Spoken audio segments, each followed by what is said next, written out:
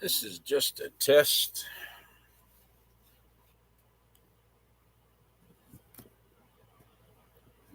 Camera angle seems to be off a little.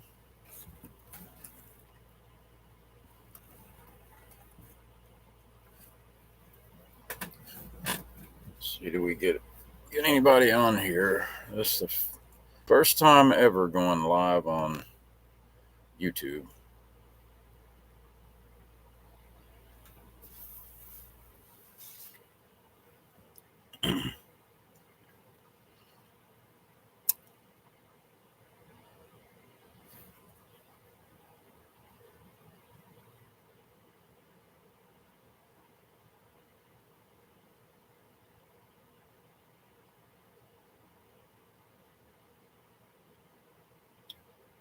Where do I share this? Let's see.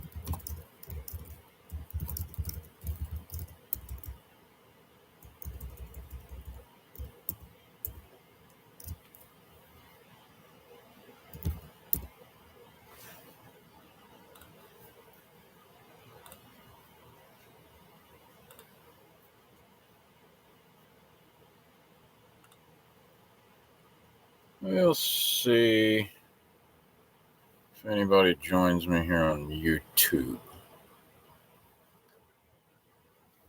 If not, we will end this.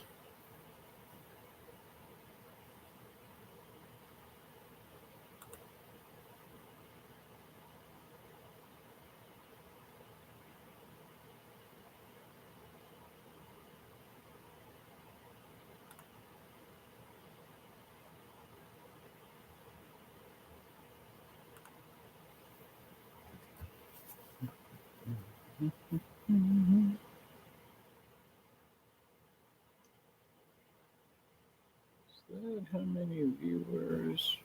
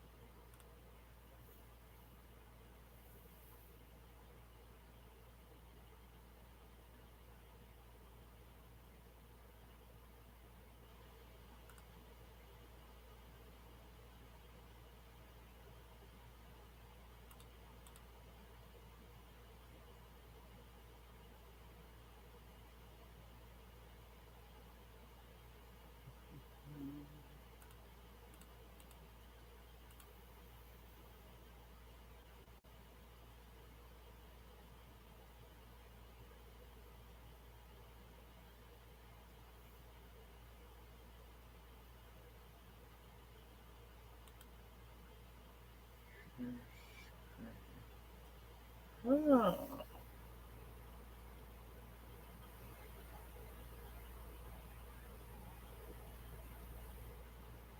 How about that?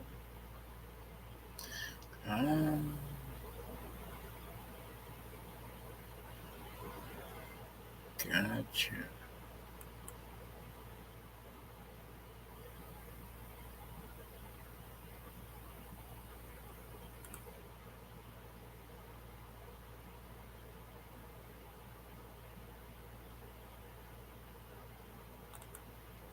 That's interesting. Oh, hey, let's see. Who we got there? Are you one of my people from Facebook?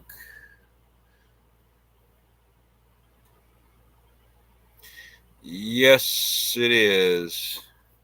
Yes, it is. It is. I usually go live on Facebook, but I'm trying out the live here on YouTube. Just waiting to see if any of the just shared the link, and waiting to see if people from Facebook jump over here and join.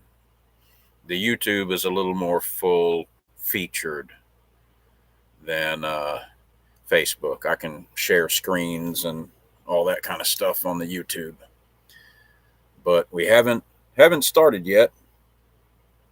So I don't recognize your name. Have you checked in with me over on Facebook before, or seen any of those streams?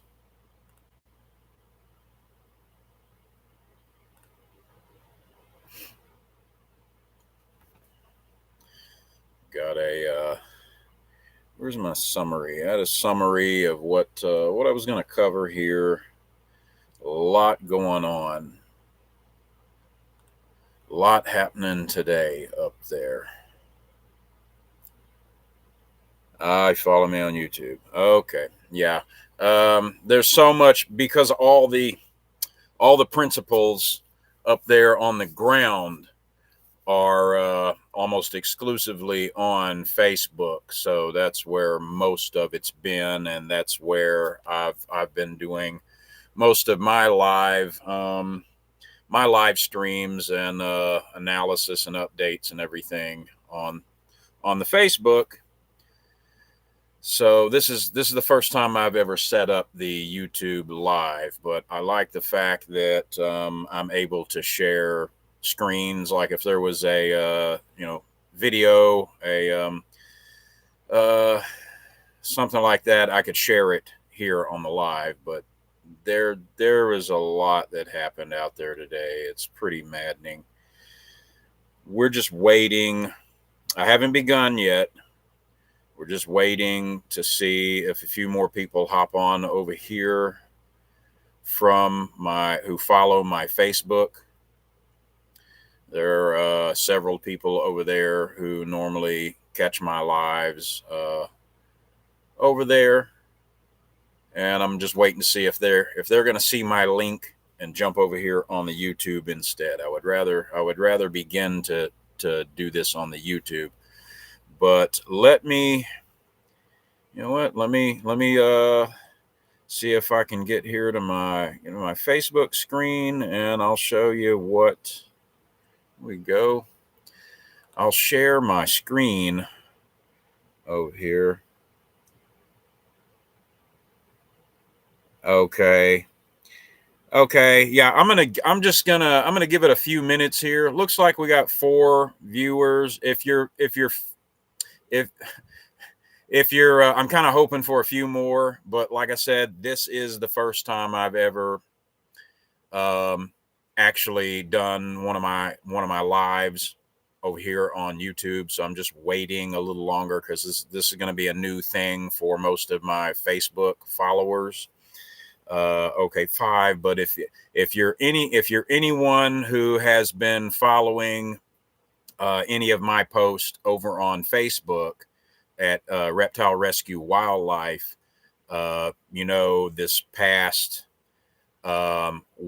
entire week has been almost nothing but ostriches on my Facebook, the whole ostrich situation. So let me know if you're following me over there, so I'll know how much do I have to get into to update you, because I'll know if you've been following me on Facebook, you'll probably be pretty up to speed, because I've been doing one of these, every night over there on Facebook.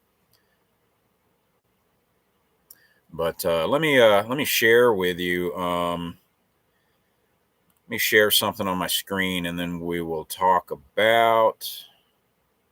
See if this is the right one. Okay. This is what we're going to talk about. hopefully you are able to see the screen I'm sharing with you here. Here in my update here. What we're going to cover, if I get enough viewers here, is the CFIA filed their legal response yesterday. Oh, wait, let's see. I believe they filed it. No, they filed it Thursday. The word just came in very late, though. But so the clock is ticking again. We're going to cover that, what that means. There was some suggestions I had made to Katie up there at the farm about some thermals. We're going to talk about, did she take that advice? This Sergeant Rambo, who I talked about last night, a guy who showed up there about practically 5 minutes ago and sort of acted like he was going to take charge of everything. I'm not seeing him around anymore. So it's been a lot of outrage, a lot of talk about was there a Canadian flag set on fire up there or not. So I know whether there was or not. Conspiracy theories about that being a bioresearch lab. Katie addressed a lot of that in one of her live feeds today. So I'm staying up with everybody, all the principals up there, live feeds. If you don't know, I've actually been in communication with Katie, the primary person who runs the farm up there, for the past few months. I've known since the beginning of the year about this case, and I've followed it. And then Kate, after I responded on social media to something with my experience in these matters, Katie asked me to get involved. So we emailed back and forth for the past 2 or 3 months about this. But then last weekend, when it really got hot, I've been on this every day. And I've been in text communication with her here and there, but I know she's very, very busy. Something that Jeff talked about today. There's a lot of this, people kind of labeling the supporters up there as there's hate going around. I'm going to be a little bit critical of one of of the farm spokesperson up there, Jeff Gaudry, about some of the stuff he's saying. I've got issues with. Short time ago, Karen and Dave have accused the CFIA of drugging the ostriches today. Dave was allowed into the pen to look at an ostrich, but there was a lot of outrage about that today. That's really was a clusterfuck. They're being real dickheads about this. But that's the big news of the day, is there was a lot of outrage surrounding this. I'll go into more details on that. I have some information which indicates that a listening device may have been detected over near the front gate, that RCMP may have planted a listening device to capture conversations of supporters. That was somebody doing a sweep, somebody with a RF sniffer. I've had one of those. I've worked with those before in the military and outside the military. And there was a person the other day, a couple of days ago, I noticed walking around with an RF sniffer, and he picked something up, which may be could be a hidden camera, but it's probably got a microphone. It's probably for eavesdropping on the supporters. You probably got RCMP intel guys listening to what the crowd is saying. CFIA is locally around in the area. They're trying to rent Bobcats now so that they can dig a big old hole back there, and they're trying to buy a large amount of tarps so that they can potentially just dig their own landfill and dump all the ostriches on these people's property back in the field where they actually grow hay. So they're going to contaminate. They're going to ruin the entire freaking farm. This is one of the reasons why I believe part of this deal, if it actually goes, if they go through with it, that they may not get their farm back at all. I've seen this sort of thing happen down here in the States. And what the EPA tries to do is they'll come in and say, oh, well, you know, whole place, this is all contaminated and you can't get it back. So that's what I'm afraid of, is that if they do that, if they bury all those ostriches on site, they're probably going to condemn it. I don't know if Katie and Dave and Karen, if they are even aware that this could be a possibility, that they may not ever be allowed back onto their own property. Let me reply to somebody here real quick who said, okay, no, she just liked, okay. So we'll have another somebody jumping over there in a second, but let me leave this screen up so you'll know. This is a summary of kind of what we're going to cover. So let me unshare this screen. Okay, 5 people. Ground rules here.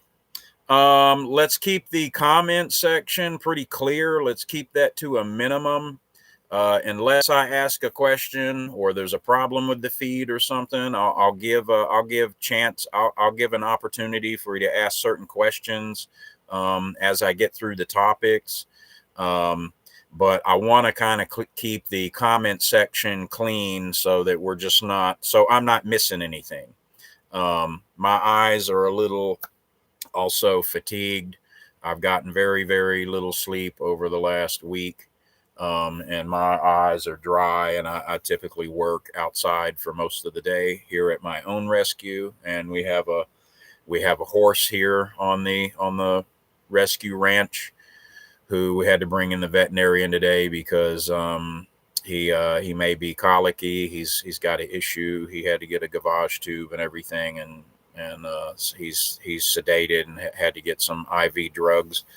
So but okay, let's see. Katie is not the owner per se of the property, but she is the daughter of the owners, and it is the farm is co-owned also with Dave, from what I understand. But Katie is the primary. She's like the public face, really, on all the media and the news. Anytime you see, if you have seen a news story and you see a woman who looks to be in her 40s or early 50s speaking about this, it's probably Katie. She's the daughter, and she is, you know, the upping. She will be the one, if this farm continues to exist.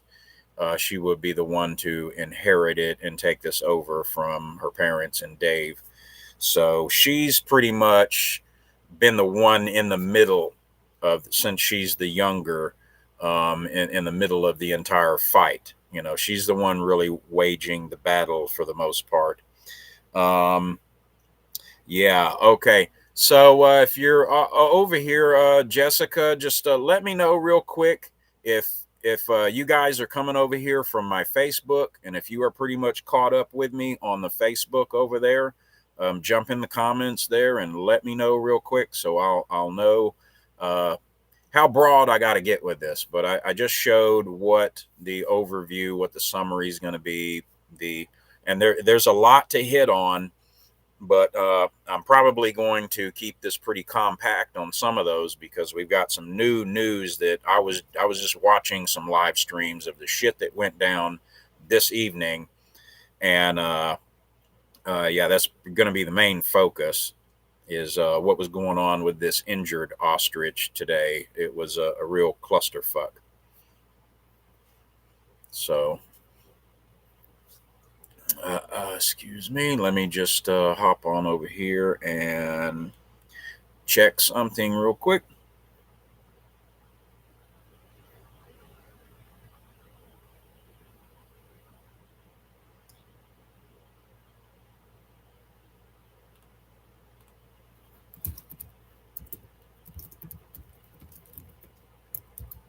Hang on with me.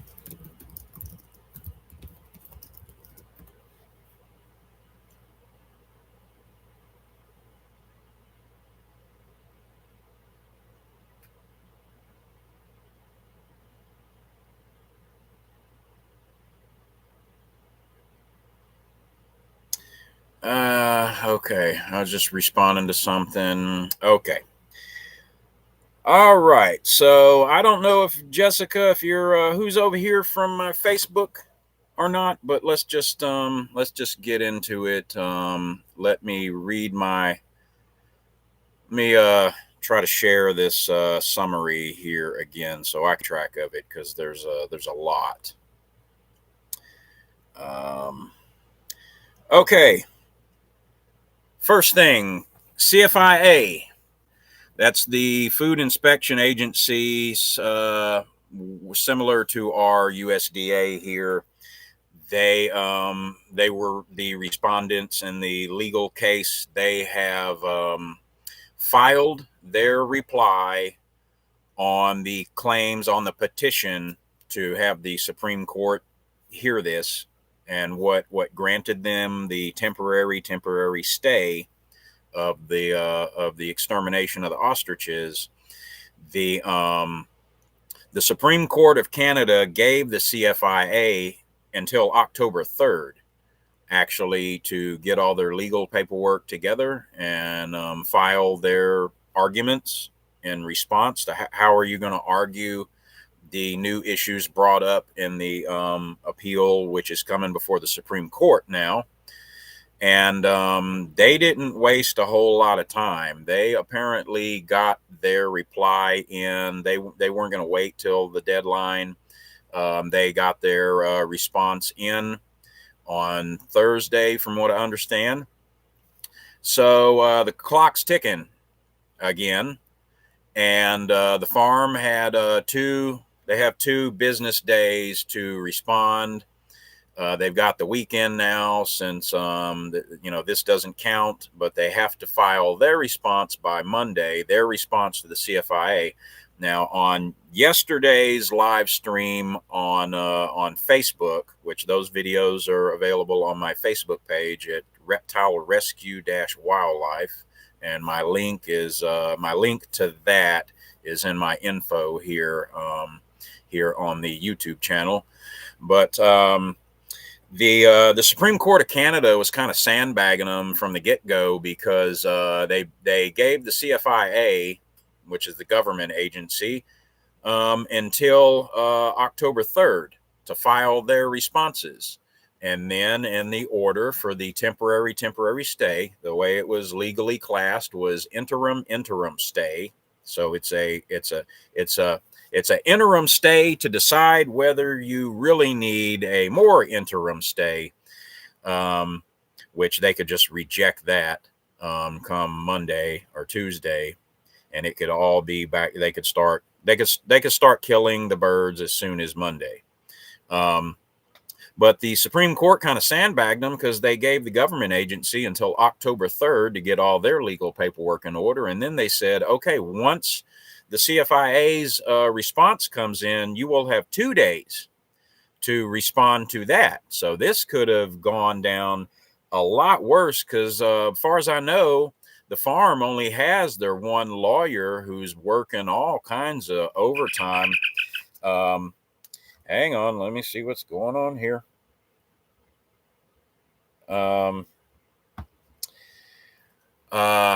Sorry about that. Distraction text. Yeah, they gave the government all kinds of time to get their paperwork in order, and then they tell the farm, all right, as soon as their response comes in, you're going to have 2 days, 2 business days to respond to what they say.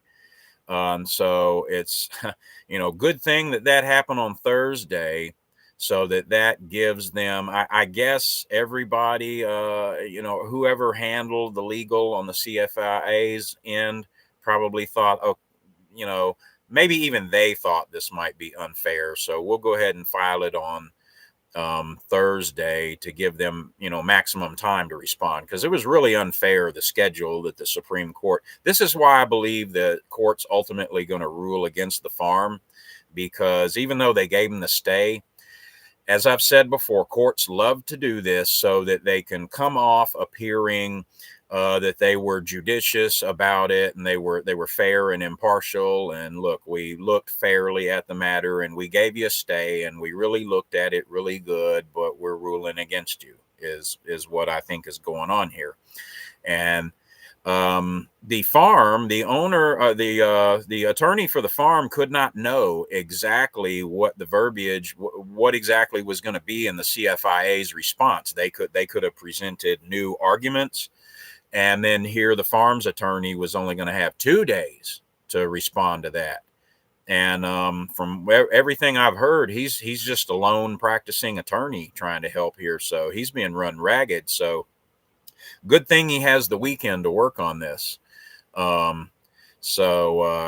but so anyway, once the CFIA filed their response on this thing, now the farm has to get their response in sometime on Monday. I guess, it's going to be filed Monday morning from what I heard. They're going to have it ready to go Monday morning, but the court could, they could decide that pretty quickly. They could decide that hours later and go ahead and strike down, and remove the stay and uphold the CFIA's previous extermination orders, and they could start killing birds as early as Monday. So that's what's going on with that. And in that vein, I'm trying to encourage supporters of the farm to stop trying to go after the bureaucracy, stop trying to send calls and emails to the ag minister and health minister and the RCMP and all that crap, because you're just wasting your time with the bureaucracy. You need to go after the elected officials, the ones who are accountable. Those are the ones you need to direct your outrage to if you want something to change. And if the courts don't stop this, the last line of defense the farm has is going to be the politicians. Those are the only ones that can stop this now if the courts don't. A lot of people are sending emails to like the head of the Royal Canadian Mounted Police and pleading with them to stand down. And I'm trying, and this is like Blake Roberts, who is one of the principals up there. And I'm just like, God, I'm just like forehead slapping, because, geez, man, I mean, you're telling people to go write these letters to the head of the, the RCMP, and they are absolutely, basically the federal police. They are not going to listen to you. They are doing a job for another government agency.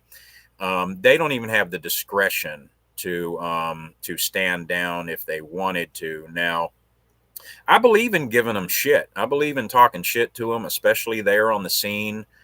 You can appeal to the morality, the ethics of the individual officer and whatnot, and kind of hit them in the feels and shake their resolve and that sort of thing. But as far as going after the structure overall of the Royal Canadian Mounted Police, that would be about like under Biden, and we're trying to email, the FBI or something and get them to listen to us. And, it's just not going to happen. Okay. You're just wasting your time appealing to the bureaucracy or the law enforcement agencies involved, because they are not the directly accountable to you people. We need to stay focused on elected representatives if you want somebody other than the courts to stop this. And I see there's a lot of clusterfuckery going on with this, because unfortunately the people leading this effort, the supporters up there, well-meaning, I love a lot of the people that are trying to help, that are volunteering for this. They just don't have the experience with this. And if you don't know, I do. I've actually gone up against the FDA over Canada goose culls and gone up against my local town a couple of times over their attempts to exterminate prairie dog colony with upwards of 500 prairie dogs, and I have prevailed. So I've beaten the USDA. I played dirty, but I beat them, and they didn't kill any of the geese, at least in that one case that I worked with. So I have experience with this. Also, former military, reserve, law enforcement, long time ago for a couple of years, and then I went contractor before I became animal rescuer and a wildlife rehabber and all that. So I've got a great deal of experience with a lot of stuff concerned here, from the legal aspects, the animals, the veterinary stuff, even the drones. I'm a former pilot, drone operator. So there's a lot of stuff I can lend to this effort. Let's see. Okay. Did they take one of my tactical suggestions? Okay, that was basically, I told them at the time a couple of days ago there was no NOTAM with no TFR, no temporary flight restriction on drones in the area at the time. That's since been enacted. They enacted that, I guess, late on Thursday also.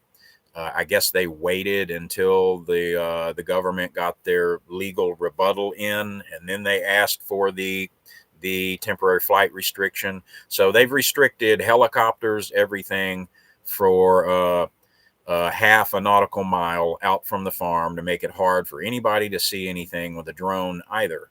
Now they got scissor lifts out there at the farm now, so they can try to get high. But one of the things I've been texting my analysis and recommendations to Katie, and sending her a lot of the stuff more long form and email too. And one of the things I suggested before the TFR went into effect was that they need to try to find somebody who does search and rescue or pipeline inspection, any kind of industrial inspection, who has a nice, like a Mavic 3 Pro, or an Air 4 Pro or something like that, or not an Air 4 Pro, one of like your industrial enterprise models or something of DJI drone that has a thermal. Okay, and those aren't cheap. I don't own one of those. That would be great, but those start out at $5,000 or so. And but there has to be somebody out there in that kind of industrial work who has who would be a volunteer willing to go over there with a thermal drone, so that they could get eyes on what the fuck is going on out there at night. These hay bales catching on fire and all this kind of mess. Are they killing ostriches under the cover of night and stuff? So they did go ahead and put the flight restriction in place. So now nobody can get closer than a half a mile, but some drones can have telephoto and can see well enough from half a mile away. I would give it a try. But the other thing I told them was, even if you can't, and if you'll give me just a second here, let me grab something. Let me grab a visual aid.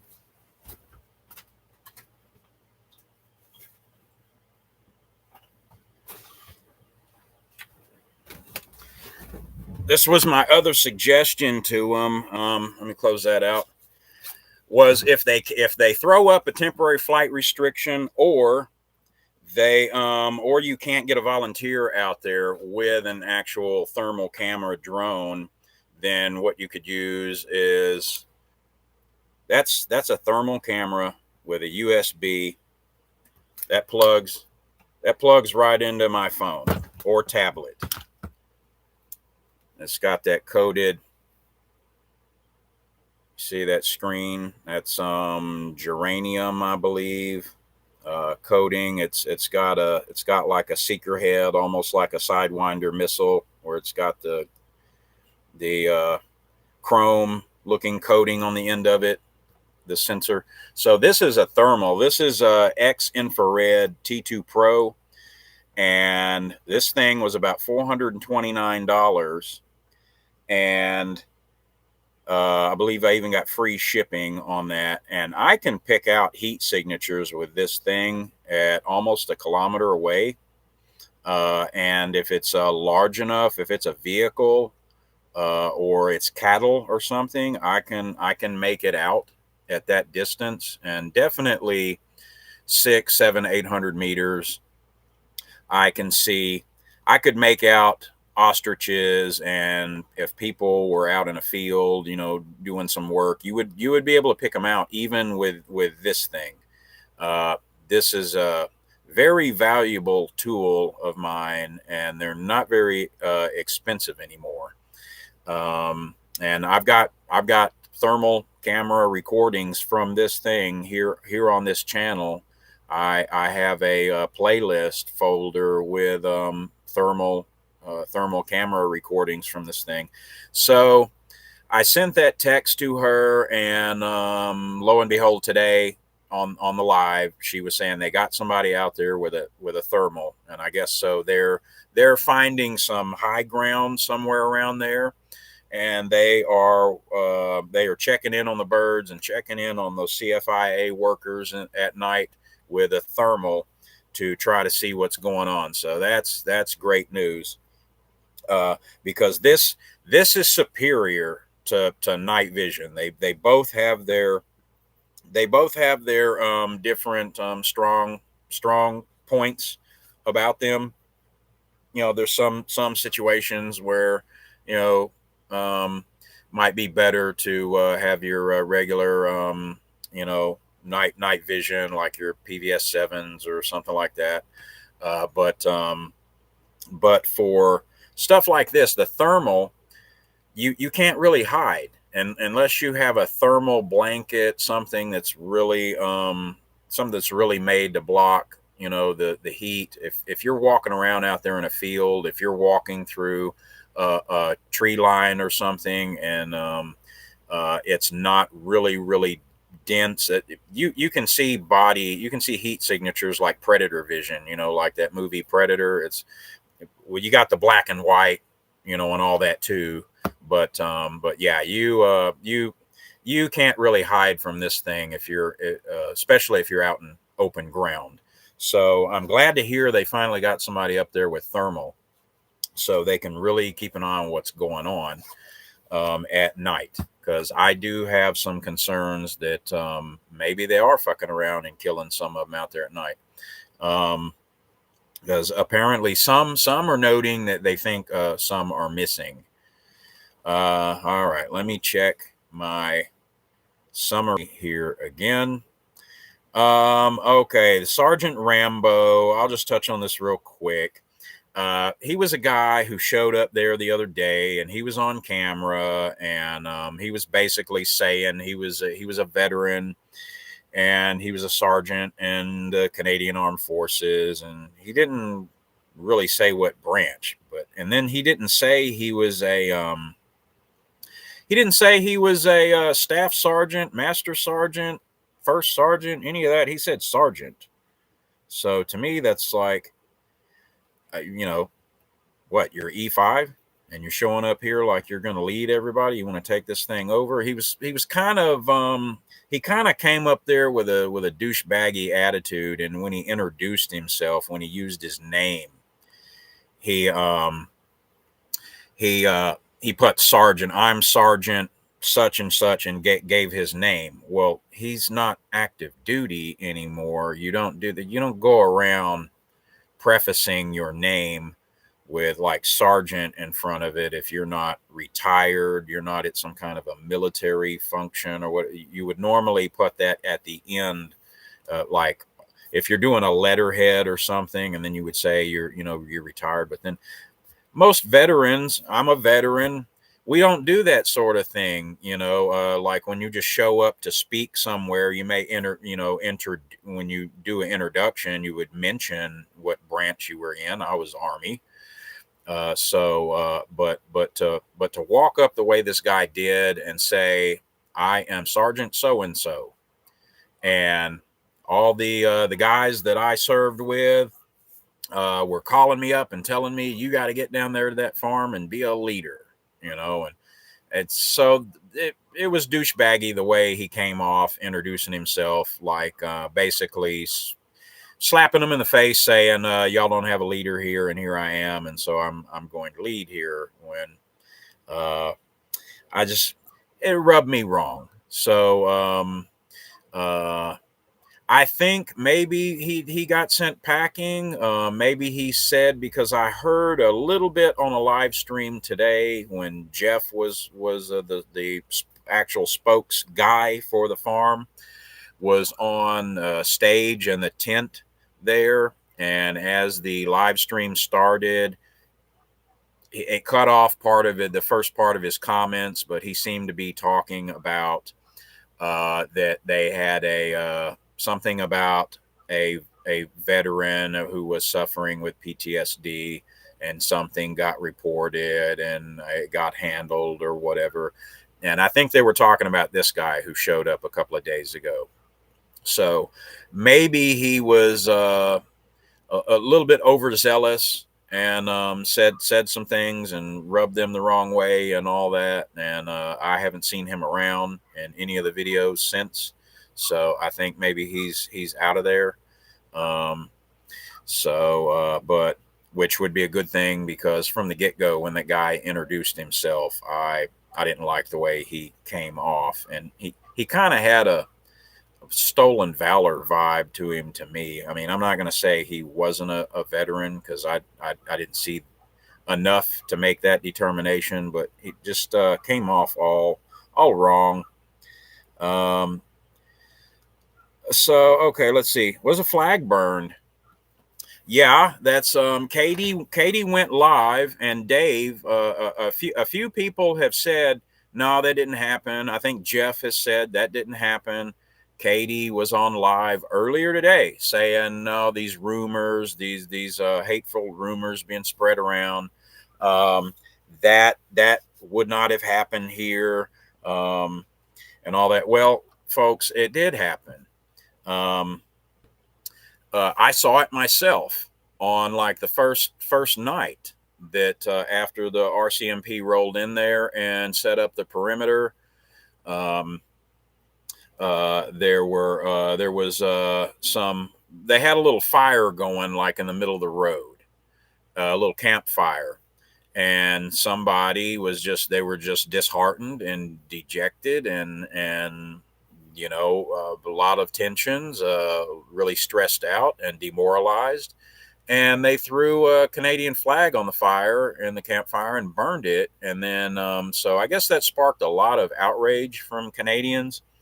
And some people at the farm were denying it, but they didn't know. It's not like this was widely known. This was the guy, Blake Roberts. There were only a couple of them, and they were down the road or whatever. And but anyway, this was on live, and I saw it when it happened. Yes, they burned a Canadian flag. I watched it. Now, I wouldn't be so upset about that. And at the time, the people who were there saying, and Blake said, sorry if that offends anybody, but that's just sort of the way I feel. I don't feel Canadian anymore. I don't feel like this is Canada anymore. And so I'm not going to be critical on that, because I have felt that way about the American flag also. But if you're in Canada right now, I mean, how can you hold it against anybody now with what Canada has become, what they did to you with the truckers and the COVID and all that, and they're running over people who were protesting in Ottawa. They're basically running you over with their freaking horses, the cops there in Ottawa. So I could understand the just being demoralized and wanting to throw the Canadian flag in that moment on the campfire. So you got a bunch of people who are offended about that and don't really want that, associated with the farm. I know the principals there, like Katie and Dave and stuff, they don't want that going on.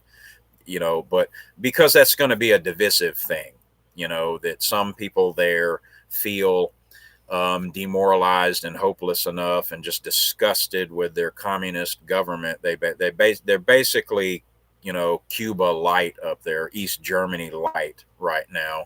So I get it. The desire to want to throw that flag in a campfire. So I'm not going to criticize them for that. I mean, I'm not Canadian, but if I was Canadian, I don't think that would offend me all that greatly, considering what's going on.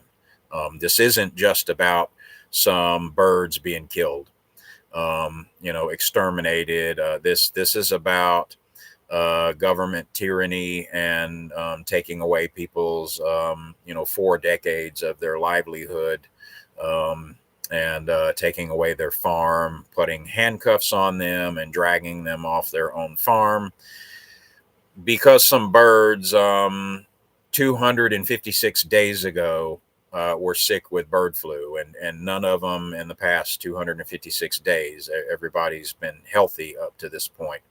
So I get it. But yeah, a flag was burned, but they have addressed that they don't want that going on there. And the individual who did burn the flag, he did take responsibility for it and apologized. Katie covered in a live stream today about there's a bunch of rumors being thrown around that farm was part of some kind of government bio research, and that they knew that at the end of the research the birds were going to be killed, and they agreed to that, and blah blah blah. And Katie went on live stream and basically refuted all that. She said none of that is true, and so I take her at her word on that. And it just, some of the conspiracy theories on that, to me, the people aren't producing the receipts. You know what I mean? So I don't really give that any merit. They're not bringing the receipts with some of these conspiracies they're throwing out there. Jeff today mentioned about hate. We don't want to spread hate. He was basically defending the cops. Folks, there's these people up there. I really love what they're trying to do, but a lot of the people that are speaking for the farm and that are involved, day to day, they're too complimentary to the police up there. They're too eager to shake fucking hands with them and make excuses for them, and they're out there doing apologetics all the time for the cops. Stop it. These are the guys that just a couple of days ago came onto your farm and treated an elderly woman and her daughter like they were criminals, and put their hands behind their backs, rushed in there with tactically, and took them down and handcuffed them and dragged them off of their farm for what? Because they wanted to feed their ostriches. And the cops actually had lied to them and told them, yeah, you can go ahead and feed your ostriches. And when they got around back of a building where out of sight from the supporters out on the road, they rushed in there and took them down. So I'm not really about giving a whole lot of latitude, making excuses for the ones who are the mob enforcers. Everybody, Jeff, the spokesperson, and the other guy, Jim Kerr, there, who are speaking a lot for the farm, they're just they're running too much cover for the police. And we got to get past this incessant fucking apologies for the cops, like they're just trying to do a job and they're blameless. They're just following orders. Folks, we got to stop that shit. If you believe in liberty, I mean, you need to get a clue, especially if you're Canadian. I mean, my God, if COVID didn't give you a clue and this doesn't give you a clue about what you're up against, I don't know what will, because those guys, those Royal Canadian Mounted Police, they're not your friends. They are following orders to the T. They're going to follow orders. And so stop making excuses. But anyway, the spokesperson for the farm today, and I just think he's a little too squishy for my taste. He's talking about, you know, we want to spread love, not hate. I don't believe that it's hateful to talk about accountability. That's, you know, that's where I come off on that. So I don't agree. I don't agree with that. Okay, so today, some of the watching the ostriches every day. You got people, if you don't know, if you haven't seen any of the live streams, there are supporters that are camping out there, that are in a parking area across the street from the farm, and people are camping out there. So they're up early in the morning and they're over there greeting the ostriches, and you know, they see what's going on. And several people have noticed today, one guy who's been there for 5 months. I don't know if that's continuously, but I guess he's been involved in the thing. He's been visiting there for the past 5 months, pretty consistently.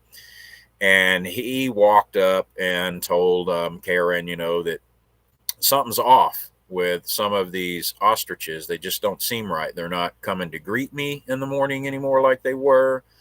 They don't seem to be running around happy, playing. They're pretty subdued.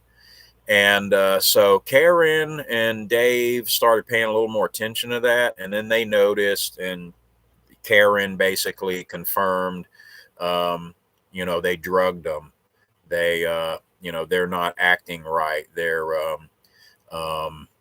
you know, they're sleeping, standing up in the daytime and things like that. There was several things she touched on about their gait, about how subdued and docile they were, about how this is another thing that I know from my own animal rescue. She talked about their eyes not being bright and clear.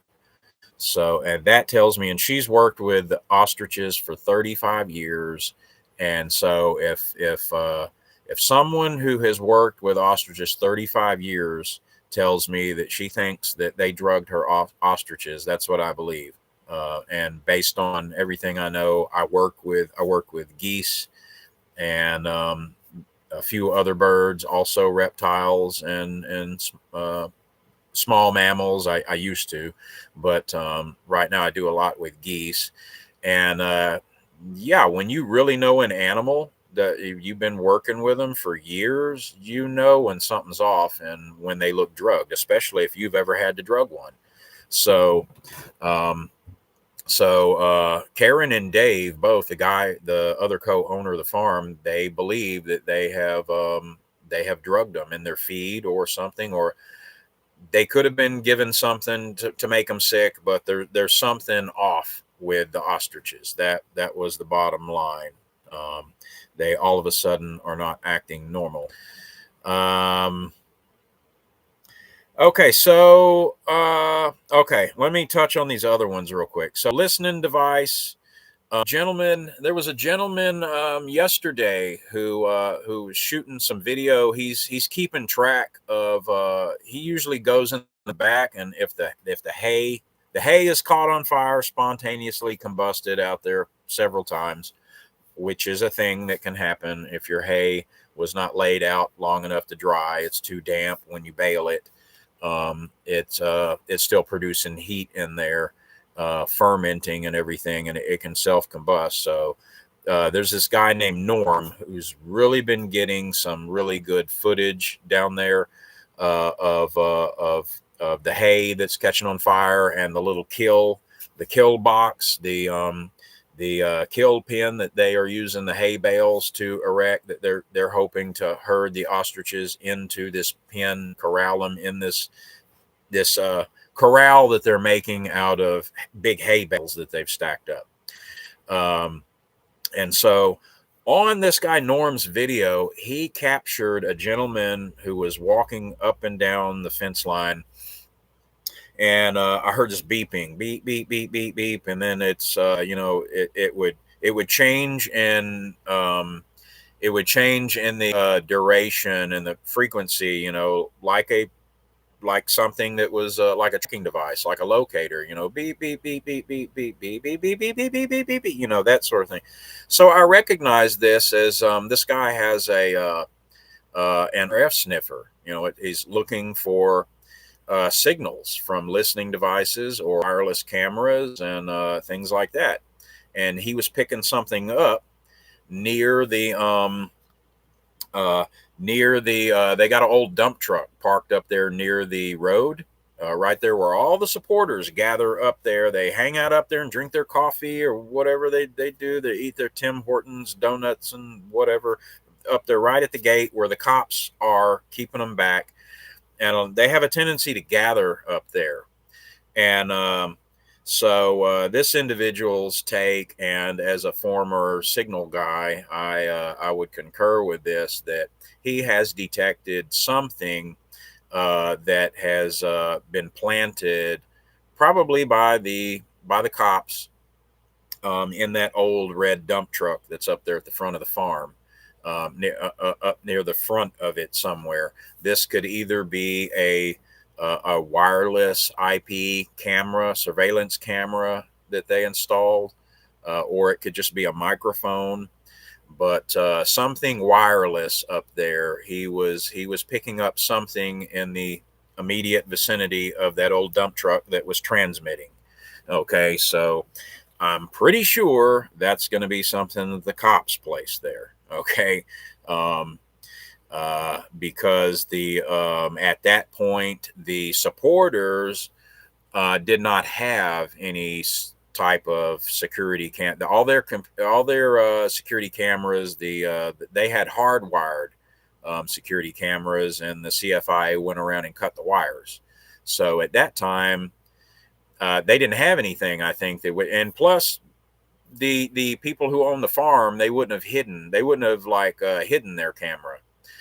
So there's either a hidden camera or a hidden microphone, most likely in or around that old dump truck up there, because that's what that little RF sniffer does. That picks up bugs and cameras that are transmitting. And I saw that happen on live video. So, okay, I mentioned we'll go over that again. So the CFIA has been trying, somebody tipped Katie off. Somebody who works in one of the local rental places in the area tipped Katie off that the CFIA has been trying to call places up and rent Bobcats and buy large numbers of tarps. So this one place, I forget the name of it now, but I guess the farm has had a relationship with them before. So they knew when the government came in there asking to rent Bobcats that it was probably going to be for this killing these ostriches, you know, moving bodies. So they told them no. They said, no, we're not going to get involved in that. And then they tipped Katie off that, hey, the government's going around looking to buy large numbers of tarps and rent Bobcats. So the suspicion is that they're going to dig a lot, since they were denied. The government was denied by local authorities in that area. They were going to use a landfill, and the local council, the local government there that controls that, told them no unless they tested the birds. So the government doesn't want to retest those birds for bird flu because they know the test isn't going to come out in their favor. They don't want to take the chance that they're not going to get positive tests. So they are not going to retest those birds. So that was the condition that little local government had placed on them, is you're not dumping birds out here in our landfill that you claim were infected with bird flu. You're not putting that in our landfill unless you test them first. So that's pretty much a non-starter for the government, because they don't want to test the birds. So they got to figure out another solution. So the suspicion now is that they're just going to dig a hole out there on the property, out there in what these people use to grow their hay. Their hay field where they grow their hay is likely going to be contaminated if this goes forward, because they're probably going to use those bobcats to excavate a big, huge hole. They're going to dump a bunch of dead ostriches in and then cover it up. But like I said, I think this may result in the government not letting them have their farm back anyway, that it may be condemned by environmental authorities, that they're going to say it's a entire biohazard thing. And like Katie was saying, well, why would you do that if you're worried that this is such a biohazard that you have to kill all these ostriches? Why would you bury them right here on site when you've got all these properties and other farms around, and a stream or a river nearby that could be contaminated and all that kind of stuff? So yeah, nothing the government's doing here makes sense unless you consider just consider tyranny. That's all you're left with. The reason it doesn't make sense, folks, unless you factor for tyranny, is because fucking tyranny. That's just your bottom line answer on this. If you're trying to make it make sense, that's the only variable you can plug in to make it make sense, is that it's all part of the plan. All right, let's see what else we got here. Okay, so Dave, I guess it was several days before the cops rolled in there. See, we got a heads up on, and by we I mean all of us who were watching this closely, who were watching live streams of the farm and everything. The informants, pro-farm supporters, informed on the cops on Sunday night last week that they were seen rolling into a nearby town about an hour away. And so and they were checking into motels in large numbers, the police, and they had box vans, rental vans, and everything. And so the word went out to give some heads up to the farm that, hey, it's probably going down in the morning, because the Mounties are renting out hotel rooms in Vernon, which is a town about an hour away. They're renting out these hotel rooms in large numbers. So they got that heads up on Sunday night. Well, it's been crazy ever since then, but a few days prior to that, some what sounded to me like Black Hawk helicopters, and I would kind of know, but of course I was listening on their live feed camera microphone from out in the field, so the audio wasn't all that great. But they were alleging it was military helicopters. I don't know if they would know the difference in the dark or not. I definitely would. A Black Hawk sounds like a Black Hawk, just like a Huey, a Chinook. All I have to do is hear them, and I know what it is. So I think they were probably two Black Hawks, but at any rate, they flew over fairly low, about 500 feet or so, maybe less, and threw their spotlights on the farm as they passed over. Well, that caused some of the ostriches to be startled, because you fly over the freaking farm at night with two helicopters with spotlights. This is just a fucking intimidation tactic. This is why I give nothing to the government, to the cops. I'm not going to glad hand with the son of a bitches and thank them for their service. And, we know you're just out here to do your job and you got a family. Fuck that. They're the enforcers of tyranny. And that's where I come down on that. And I'm going to, I'm not going to sit here and run PR cover for the sons of bitches, because they do enough of that themselves. So when the ostriches got scared, apparently one hen ostrich ran into a fence and broke her leg.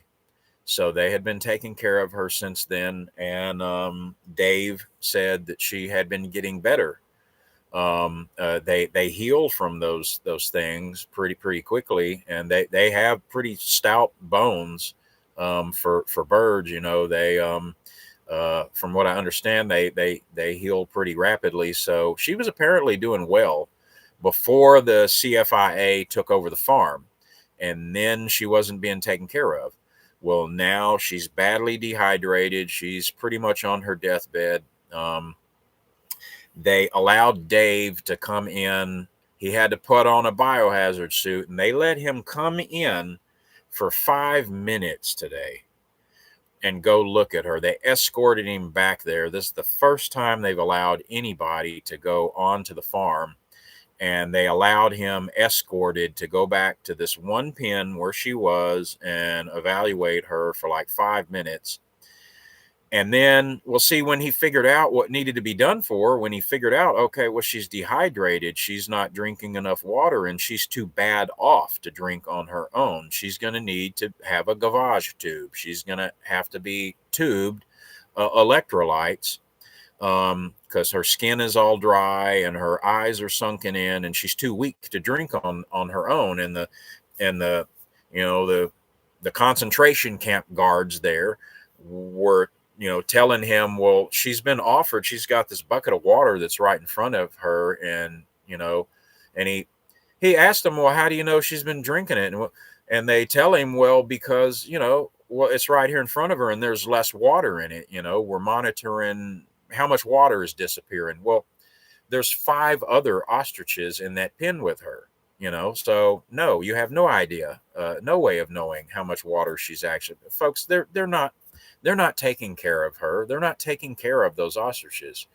So when Dave figures out, now he's been escorted in there, and now he does the eval and he sees what she needs. Well, now he's got to go back out and he's got to get the stuff. Okay. He's got to go get a feeding tube, called a gavage tube. And he has to get some electrolytes and a bag, like an IV bag. He's got to get some electrolytes to go back there and tube her. So, well, once he leaves out and he goes and gets that stuff, well, they won't let him back in. They said they won't let him back in then to treat her. And they apparently either don't have a veterinarian on scene there, the government, or the veterinarian that they have there, which I believe doesn't know what the hell he's doing with ostriches. Why would he? How many veterinarians would know what they were doing with an ostrich?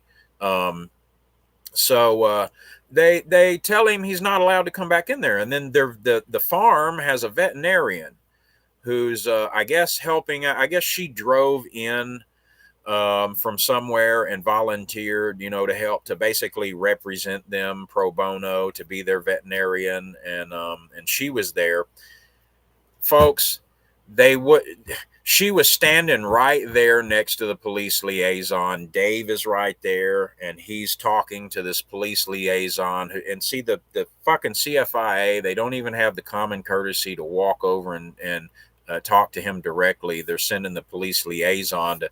Every time there's a communication, this guy has to go over here and tell the food inspection people what Dave said, and then he has to go back and then relay to Dave what they said. And there was all this fucking back and forth, wasting time with this guy, this fucking liaison, having to walk back and forth and passing messages.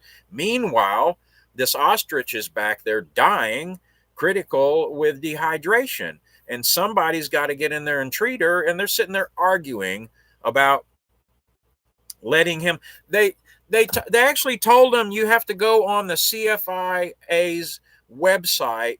And they gave Karen a web address for a portal that she had to submit a fucking email request for emergency vet care for an ostrich that was dying right there on the farm, like 50 fucking yards away. And they had a veterinarian standing right there, ready to pro bono to go in there and see that see that that ostrich got its, oral electrolytes, properly, because there is, with birds, if you don't know what you're doing, you will kill them. This is why if you ever find a baby bird or an injured bird or everybody wants to try to give them something to eat or give them water or whatever. Don't ever do that. If you give a bird water orally, especially a baby or an injured bird, you could aspirate them and they could choke and die right there in seconds, because they have their windpipe is right on the back end of their tongue, and it opens and closes all the time, especially when they're stressed. They'll hold it open. So if you go instilling water in there, or you go to tube them with a gavage tube, and you don't know exactly what you're doing, you could intubate their trachea instead of their esophagus, if you don't know what you're doing, right? So they're trying to communicate this to them. Look, not anybody can just go back there and do this. The people who know how to do this need to go back there, and we're here right now. And what you're doing is you're telling us we have to go on your federal government web portal and submit a form request there, and to get here on the farm, and it was totally ridiculous. And they had a veterinarian standing right there. And then ultimately they told the veterinarian, at first they said, okay, so the liaison goes and he communicates the message. Hey, we got a veterinarian right here who's standing by who can go in there and do that. So the liaison goes back and talks to the food inspection, ass wipes. And then a few minutes later, he comes back and says, basically, they've made an appointment with the veterinarian for, can you come back at 1 p.m. tomorrow? This bird is currently dying in that fucking pen right now. It's not going to survive till come back at 1 p.m. or 1:30 tomorrow. This is completely fucking ridiculous. And folks, if it was any of us doing it, they would show up to arrest you for animal cruelty, but the government is doing it. So it's fucking fine. There's nothing to see here. With this animal presently dying of critical dehydration because her leg is broke and she has not been able to self-feed and stand up and forage and everything, and she's not well enough now to even drink on her own. She needs to be stomach tubed liquid nutrition and electrolytes, and they're not even letting the people on to do it. They're denying veterinary care knowingly and willfully to an ostrich who's out there dying, and they want the veterinarian to come back at like 1:30 the next day. This is ridiculous. And so then after that protest came out, I guess the cops did some checking and they come back, and here's what the food inspection people said, because I guess this lady, she came from a different province. I'm not exactly sure where she came from, but she practices veterinary medicine in a different province. So then they use that. They said, well, you're not currently, she's a licensed veterinarian in Canada in another province, but because she's in British Columbia now, and she's not licensed currently to practice in British Columbia, even though she's got a veterinary degree and she is licensed to practice in another province of Canada, wherever she came from. I didn't hear that part, but it's not that she's not a licensed veterinarian. She's a licensed veterinarian, just not in Alberta. They got that rule, like, because she came from a different province, she can't do it. And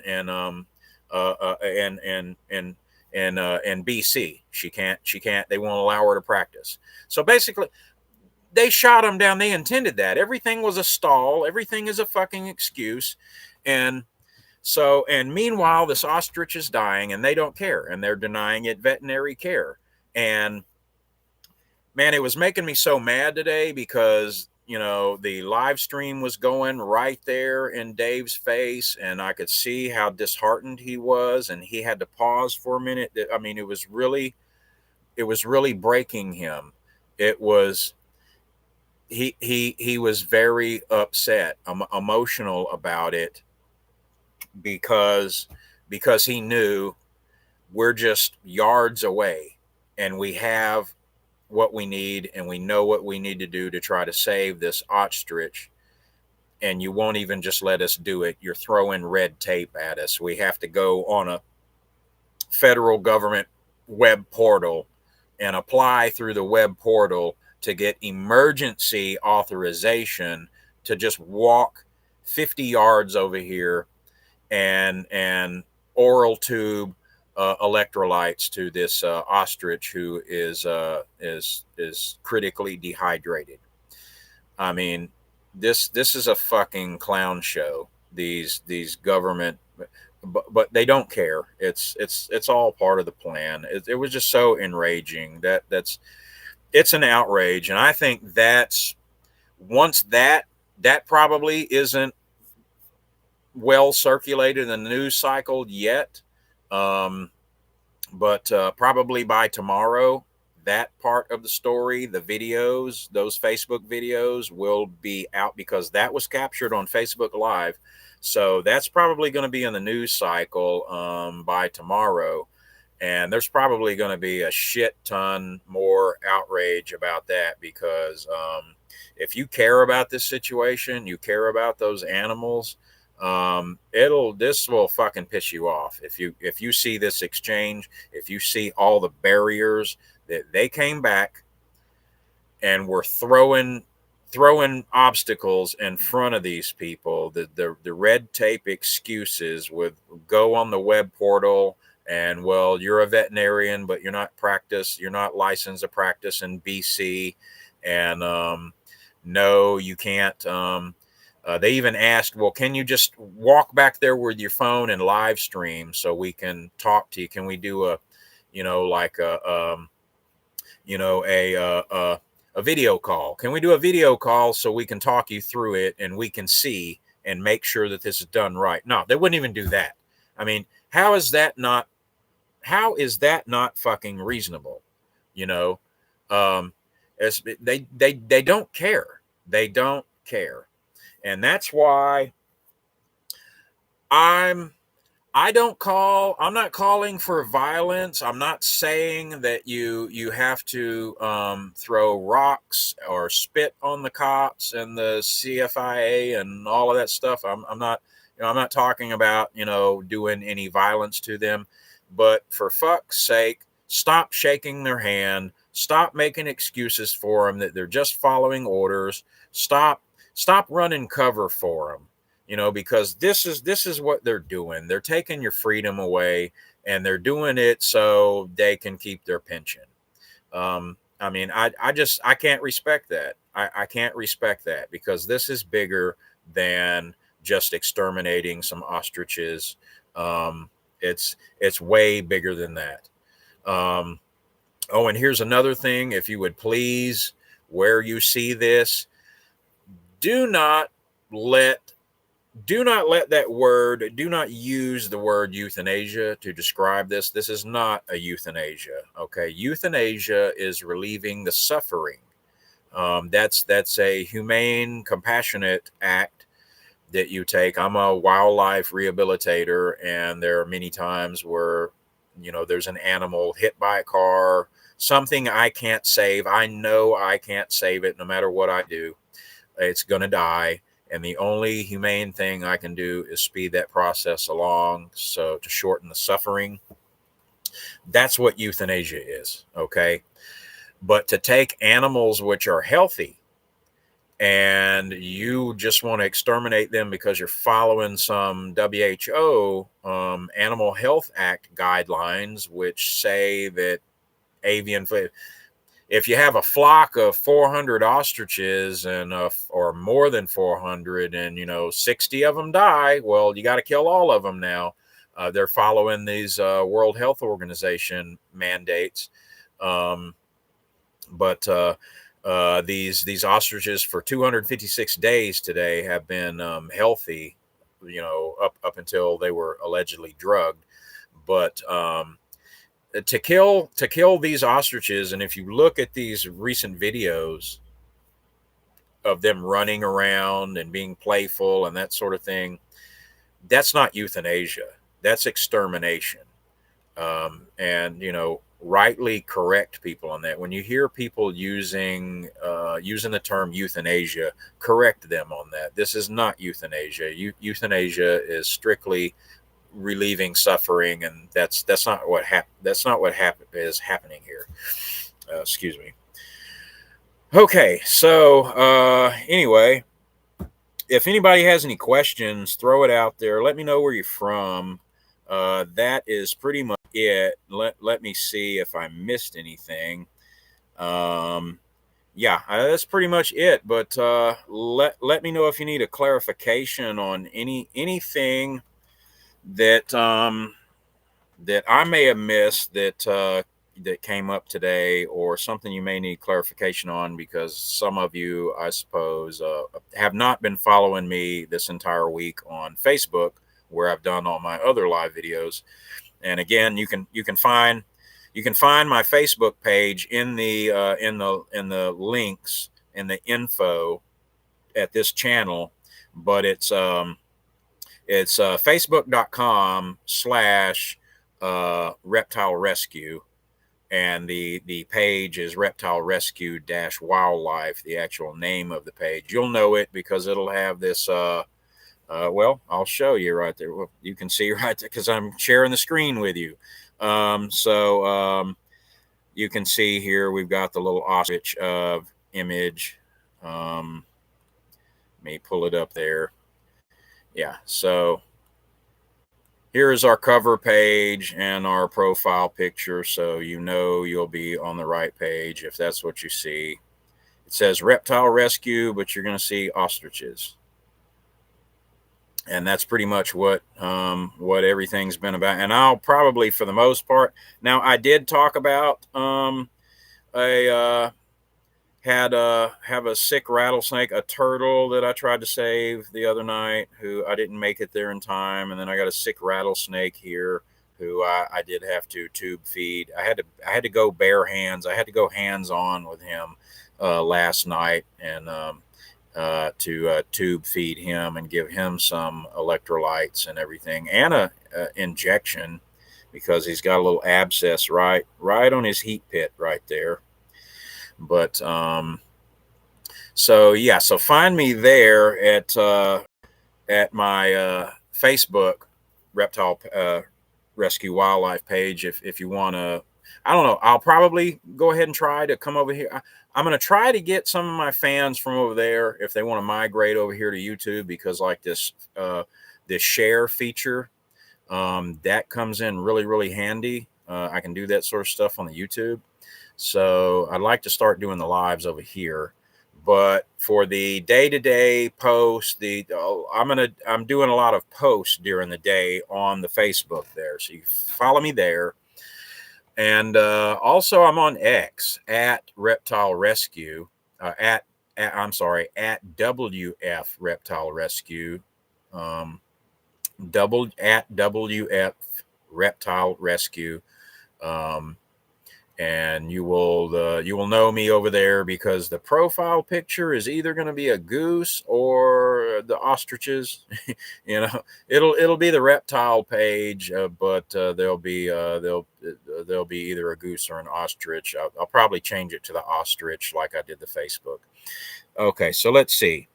Okay, so no questions. Hey Rosalind, I recommend you. I mean, I'm very tired. Now I'm tripping over my words. I recognize you from the Facebook.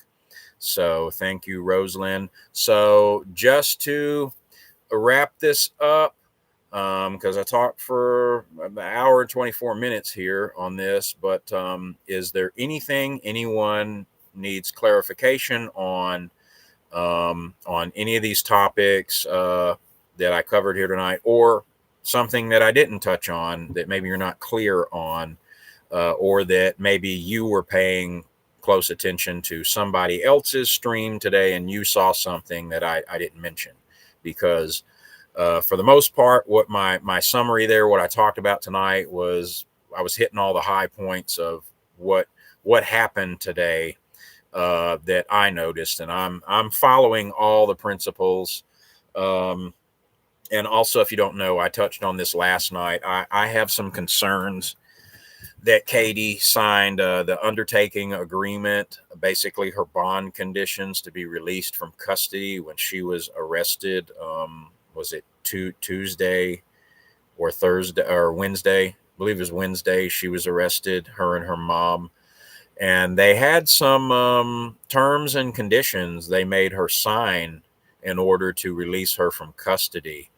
And she has not touched on that yet. She has not clarified. And I have sent her emails and I sent her text. And she has responded to my text, but she's avoided acknowledging my direct questions about it. So I'm worried about, did they make her sign a gag order of some kind in order to be released from custody? But all right, I'm not seeing any questions. So all right, folks, I'm going to wrap this up here. And if you would hit your little notification, subscribe to my channel here if you want to see more discussion on this. And I'm going to try to start doing more lives here. And subscribe here on my channel, and then hit the notification bell icon so that it will let you know when I go live over here. I will mention it also on Facebook when I do, but I'll see how it goes over here. Probably start doing more over here on as far as the live. All right, that's it for now, guys. We'll see you back on Facebook shortly. Where do I end this? Okay, there we go. Good night.